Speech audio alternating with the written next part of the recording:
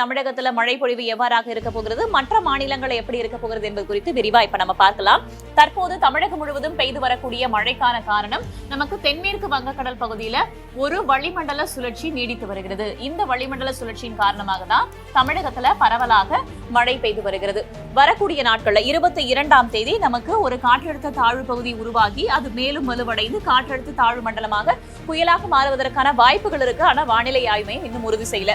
புயலாக மாறும் பட்சத்துல அந்த புயலுக்கு சக்தி என்று பெயரிடப்படும். இதோடைய நகர்வு மிக மிக முக்கியமானதாக பார்க்கப்படுகிறது. ஏன்னா ஒருவேளை இது இந்திய பகுதியை விட்டு நகர்ந்து செல்கிறதா அல்லது இந்திய பகுதிகளை ஒட்டி செல்கிறதா, எந்தெந்த மாநிலங்கள்ல மழை பெய்வதற்கான மிக கனமழை பெய்வதற்கான வாய்ப்பு இருக்கிறது என்பது குறித்து பல கேள்விகள் எழுந்திருக்கு. ஏன்னா கர்நாடகாவில் குறிப்பாக பெங்களூருவில் தொடர்ச்சியாக 3 நாட்களாக கனமழை பெய்திருக்கிறது. தாழ்வான பகுதிகளில் தண்ணீர் தேங்கி இருக்கிறது. வரும் நாட்கள்ல இதோடைய நகர்வு எப்படி இருக்கிறது என்பதை அடிப்படையில எந்தெந்த மாநிலங்கள்ல மிக கனமழை பெய்ய வாய்ப்பு இருக்கு அப்படின்னு நம்ம சொல்லலாம். இதெல்லாம் ஒரு புறம் இருக்க, மற்றொரு விஷயம் என்ன அப்படின்னா 27ஆம் தேதி வாக்குல மீண்டும் நமக்கு வங்கக்கடல்ல ஒரு காற்றழுத்த தாழ்வு பகுதி உருவாவதற்கான வாய்ப்புகள் தற்போது தென்படுகின்றன. ஆனா வானிலை ஆய்வு மையம் இன்னும் உறுதி பண்ணல.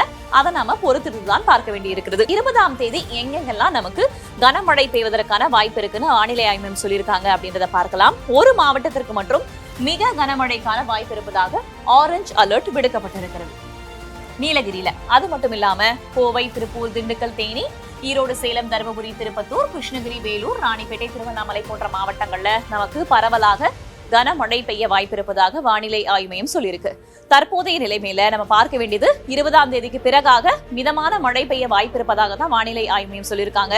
வரக்கூடிய நாட்கள்ல நமக்கு அரபிக்கடல்ல உருவாக போற அந்த சலனம் எப்படி தீவிரம் அடைய போகுது, என்னவாக மாறப்போகிறது என்பதை நாம் உற்று நோக்க வேண்டி இருக்கிறது. அது மட்டும் இல்லாம அதற்கு பிறகு 27ஆம் தேதி வாக்குல வங்கக்கடல்ல சலனம் உருவாக போகிறதா என்பதையும் நாம் உற்று நோக்க வேண்டி இருக்கிறது. இது எல்லாத்துக்கும் மேல தென்மேற்கு பருவமழை வலுவடைந்தால் நமக்கு தொடர்ச்சியாக இனிவரும் மாதங்கள்லையும் மழை பெய்வதற்கான வாய்ப்புகள் இருக்கிறது.